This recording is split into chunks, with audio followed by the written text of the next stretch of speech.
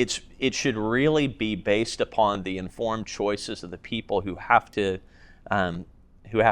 get the vaccine or are being forced to. So fundamentally, we need to return those rights of consent back to the people where they belong.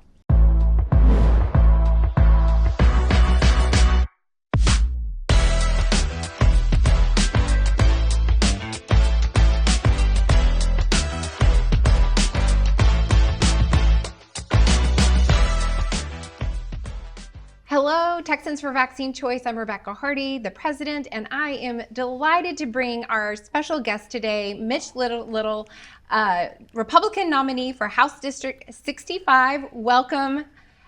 May I call you Mitch? Please do. Okay. Yes, I've been called a lot of things, but that's the one that you can call me today. Wonderful. Yeah, good to see you. Well, welcome. Well, you just a couple of months ago won a hard primary, and so with that, my first question is just, running for office is not for the faint of heart, especially for such a high-profile position. So tell us a little bit about what made you want to run. Yeah, so good question. My wife had the same question. You know, when you decide that you're thinking about running for office, it's obviously a good idea to have conversations with people that you know and care about. And my wife and I probably had 10 or 12 of those before I made the decision to run. And I think what kind of lit the fuse for me for deciding to run for office was seeing the dysfunction that was going on in the Texas legislature. And by dysfunction, I mean really the transactional nature of politics, people not voting their values, people voting with and supporting a leadership regime that didn't have the best interests of the grassroots at heart.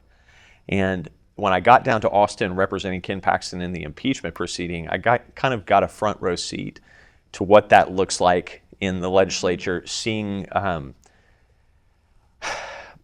process that really wasn't supportable by law. You know, Attorney General was denied due process, and I thought as I was down there, first of all, I need to win this in order to have a chance to ever do something like that, to run for office. But second of all, I felt like I could do something about it, like I could really make a difference in how things are done there. And I think by God's good grace in March and with the runoffs, I think we're getting to a place where there may actually be some change in the Texas House. Yes.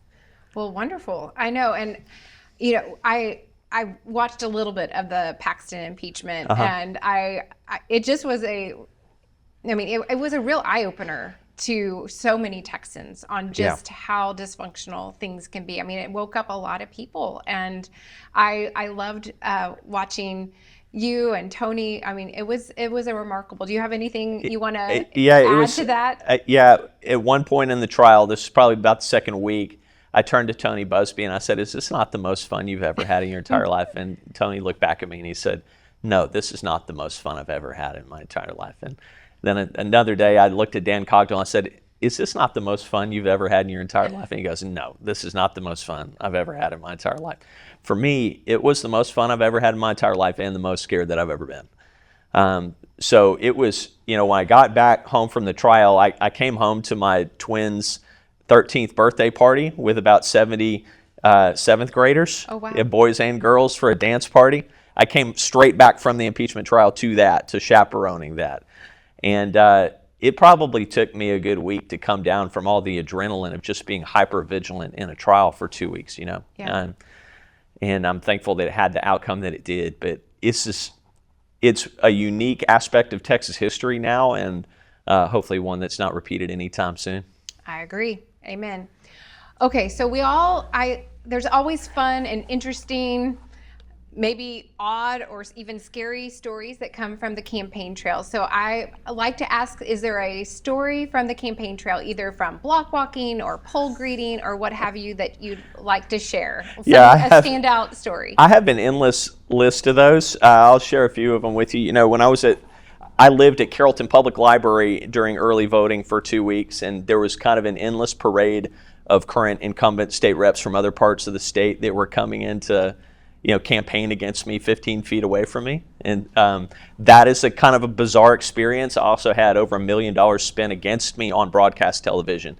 So lawyers that I knew from from other districts that couldn't even vote for me were seeing ads about me on TV and texting me like, hey, you wouldn't believe what's on my TV about you right now. And I said, yeah, I think I would believe it. Yeah. So that was kind of a strange experience, but the story I love to tell is during early voting in the weeks leading up to the election, I was getting up in the morning and going to bed at night, and I felt like the Lord was telling me 57-43, 57-43, and we had polling, and I thought, I'm not ahead by that much in the polling, so I don't know what, Lord, if you're telling me something, I don't know what you're telling me right now. Yeah. But it wasn't going away, and so on election day, I was at First Baptist Church of Justin. The polls closed. I get in the car, and my wife calls me, and she says, "How are you doing?" And I said, I'm doing fine. How are you doing? She says, fine. She says, have you seen the early voting results? And I said, no, I just got in the car. She says, well, you're losing. She said, you're losing 51-48. And I said, Kelly, I'm sorry. I may have just let us all down here. Yeah. And she said, oh, I talked to your campaign manager. She says it's going to be a long night. And so by 11 o'clock, as the voting day results started to come in, that lead started to shrink with each release of votes, and by about 11 o'clock at night, we crossed over in front by about 100 votes, and by midnight, we had won. And so we're hugging, celebrating, crying, all that, and I come back to the house, and I'm flipping through social media, and a guy that lives in my district, I caught a tweet that he made, and he said, you wouldn't believe this, Mitch Little won election day 57-43. Oh. It was... And obviously, I give God all the glory for that. It was truly a miracle. I can't take any credit for it. And, I set out at the beginning to have lots of endorsements. A lot of them were too scared to endorse me or didn't for various reasons. And, had every disadvantage, financial disadvantage, et cetera, running against an incumbent. So I have to give God all the glory for it, honestly. That's my favorite story. Amen. That's a great story. Well, you're no stranger to the Capitol building now. Maybe you were prior to the impeachment. Yeah. You're no stranger to the Capitol. Can at least find my way around a little bit now. Oh, it is a maze. I mean, I still get lost, and I was embarrassed. The first 2 or 3 days of the trial, I was embarrassed. I got lost several times. Easy to do. Let that be a note to all of you advocates that are like, oh, I couldn't go. The Capitol's too crazy of a maze. Listen. Even the seasoned advocates get lost, so just lean into the being lost and you'll be fine. Yeah, that's right. So you are no stranger to the Capitol. With that in mind, what do you think is something that you'll be able to contribute that's new or different? Yeah, your organization has achieved so many wins on the backs of your advocacy and the people who have served and given and donated. You've already made a significant dent in what I'll call vaccine mandates. So, you have one side of the equation saying, hey, we resolved vaccine mandates. Those don't exist anymore, but you and I both know that they do. Yes. And from my perspective, the piece of that was left out that was most significant were the student mandates. Because I know you have young daughters in school. I have young daughters in school. And I'm trying to imagine the Hobson's choice that a young woman is faced with if she's going to nursing school or going to medical school and she's being forced to take an mRNA gene therapy treatment that may or may not have an effect on fertility, things like that. And so I don't think a student should ever have to be faced with the choice of choosing between their dream and their potential future as a wife, a mother, that piece of it being left off is kind of shocking to me. Yeah. And we both know why. It's because medical schools, the medical industry wants to be able to retain control over its environment. But I think if we're going to truly ensure that no mandates exist, those vulnerable people, that vulnerable population needs to be protected. So that's certainly something I would like to help play a role in. Rebecca, one of the things that I think is most significant about what's going on in the legislature right now is the turnover of leadership. And I am a firm believer that if the head is healthy, the body's going to be healthy. If the head is sick, the body's going to be sick. And right now we have a leadership body in the Texas House that doesn't communicate well, doesn't lead well, hasn't led with the best interests of the party and the grassroots at its core. And so I think we are on the verge of making a very significant change to the leadership structure of the House that I think is going to benefit all Texans, including you and me. Wonderful. Well, good. And I would even say, would you support that to go beyond just the COVID vaccine? I mean, we still have our medical students are under all sorts of mandates with vaccines beyond the COVID vaccine, and this is the stuff that keeps me up at night, because why, just by the mere career path you're choosing, do you not get the same informed consent rights as the rest of the populace? It's very disturbing. We govern with the consent of the governed, and I think fundamentally Texans don't want someone like me, or a bureaucrat, or someone in charge at a hospital, or someone in charge at a medical school, to be able to determine their healthcare future. And it should really be based upon the informed choices of the people who have to get the vaccine, or are being forced to. So fundamentally, we need to return those rights of consent back to the people where they belong. Wonderful. We love to hear it, don't we? Yeah. Well, and you were recommended by TFEC, but you filled out our survey. You made a very strong commitment, as you are currently during this interview, to advance the cause of the issues of medical liberty. How do you see yourself contributing to the advancement, just practically at the Capitol? Yeah, good question. So I'm learning a lot. This is, since March, I think this is one of those times in my life where I've had to really absorb a lot of information very quickly and build a lot of relationships very quickly. I think where you'll see me as a lawyer with a legal background is someone who's going to be scrutinizing the potential outcomes for our most vulnerable citizens. So we all come from a particular frame of reference and background. So I've got 3 kids at home who are under 18. They're 13, and about to be 10. And so every decision we make from a medical freedom standpoint is going to have a very real impact on their lives, okay? If you took, like, my dad's generation as an example, people in their 70s who may or may not make a vaccine choice, like when we're dealing with COVID. I know a lot of older folks said, well, I need to get the vaccine, I'm the most vulnerable, and they went out and did it.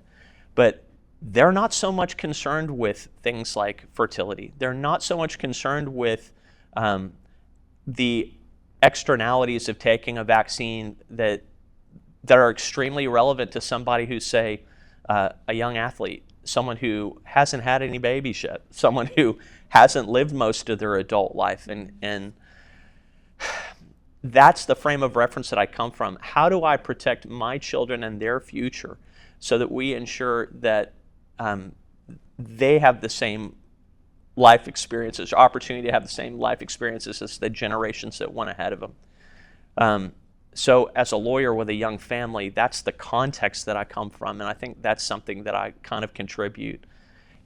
Rebecca, one of the things that I think we're seeing in America right now is a lot of skepticism about mRNA vaccines, and Texas and other states are starting to look at them from the standpoint of violation of the Deceptive Trade Practices Act, because the federal government has granted the developers of those mRNA technologies a very wide-ranging immunity, but they're not immune from everything. And so I think the right legal tack to take with it is to approach it from a deceptive trade practices standpoint and say, how is this thing marketed to the public? How is it marketed in a way to get people to adopt it and take it? How is it marketed to physicians who are actually, have financial incentives to get their practices to absorb the vaccine? There's still what I would call a large public accounting that needs to be had for how that was treated in 2020 and beyond. I mean, how do you see it? I see that a lot of people need to be in jail. That's how Yeah. I see it, if Yeah. I'm being very, very blunt. And if the COVID response did anything, it just shined this massive light on just how much undue influence Big Pharma has on nearly every aspect of our lives. I mean, we had this coordinated effort with the pharmaceutical companies, with the media companies, with all of the tech companies. I mean, it was a coordinated effort to silence voices, censor any dissenting opinions, and coerce and manipulate people to take this vaccine that has no liability. And from all that I'm reading, they completely were deceptive, to use the word, in how they were marketing it. They knew the risks and they hid him. I think one of the things that people have been exposed to from 2020 and beyond in a way that my generation had not been. I was born in 1979. So this 2020 marked an event in my lifetime where the coercive power of the state was revealed in a way that it had not been before. What are the tools that the state has, the federal government has, to coerce the public to do certain things? Everything from masks to the vaccine, et cetera. And I think you're seeing a generation that's being transformed in terms of its skepticism of belief in federal government and what it's telling us. One of the things that it has been extremely disturbing to me, and I'm sure it is to you too, is the testing concerning the efficacy of the vaccine and how deceptively that was performed at the outset, and the amount of marketing dollars that were designed to drive or propel its effectiveness forward when the data just simply didn't exist in the way that they said it did. And not only did the data not exist, but they tried to hide it for 70 some odd years. And so it's just, all of it is, like I said, some people need to go to jail for a very long time, in my opinion. Yeah. Yes. Well, that's some heaviness there. Let's maybe pivot to something a little bit lighter. Just to wrap up, I know you've got to get to court, Mitch, but what do you think would be the gold standard of a legislative approach to vaccinations, just in general? Yeah, informed consent on the part of the public. And so I think what we need to stop doing is we need to stop carving out industries from that type of freedom and consent. So I think legislators, this is my observation, okay? My observation is that there is an entire segment of legislators for whom their job is transactional. I want to achieve a goal, and I need to trade something to achieve that goal. And so instead of achieving the entire goal, well, we'll let little trade groups or lobbies pick pieces off of it along the way. So you take the topic of vaccine choice, rather than, you take a look at all the work that Brian Harrison was doing on the bill to try to ensure that mandates went away. Lobbies were allowed to kind of pick off pieces of that vaccine choice. Students at medical schools, students at universities, nursing students. And what happens is we kind of allow the ideologues to claw off pieces of that freedom or bill on its way to adoption. And we really need to take an ideological stand and prevent that. And just say, no, we're not going to do it. It's either all going to pass or it's not going to pass. And stop compromising our values on the way to the goal. I think one of the things I'm observing about the world of politics and the world of the legislature is that when people make small compromises, it makes it easier to make the next one. And until you wake up 10, 20, 30 years later and your values are not what they were when you started. Does that resonate with you? That definitely resonates. I mean, that can be applied to anyone in anywhere. Any industry, any aspect of life. But it's sad because you can only give away so many pieces of yourself. And so I think and this is easy for me to say because I haven't had to serve in the legislature yet. I've been practicing law for 20 years doing something entirely different. But you come in with the right ideals, and the problem is that people start to exchange their ideals for something that may or may not have value. I talked to a legislator the other day. He said, yeah, I made such and such was a dumb vote in the last session. I'm like, what do you mean? He says, well, I made this dumb vote in order to get this thing over here. And he started to explain to me what the thing was that he made the dumb vote to get, and he never actually got the thing that he wanted in the end anyway.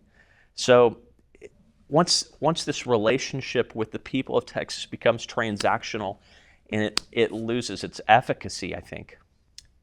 Those are some wise words. Well, as we wrap up, do you have any final words for our TFEC listeners, Mitch? I'm just very thankful for the support of your organization and the people who support you. You guys, and your advocacy in my race was such a blessing. Your endorsement was a blessing. Everybody that I've met that's associated with your organization is principled and really believes in what they're doing, and you can tell by the amount of effort that you put into it. Also, one of the beautiful things about your organization is taking a principled stance often comes at a cost, a relational cost, a cost in the community. And I just believe that when you take a principled stand, it's always worth it, because you can lay your head to the pillow at night and know that you are doing the right thing. Amen. I strongly agree with you. Thank you for those kind words. Well, ladies and gentlemen, Mitch Little, Republican nominee for HD 65, thank you so much for being here today. Thank you for inviting me. It's wonderful. Thank you for listening to the Shot Callers podcast. Please, if you found value in this content, rate us and share the podcast with a friend. It's a great way to get the message out and to empower everyone to make informed decisions. Until next time, never forget, we are the Shot Callers.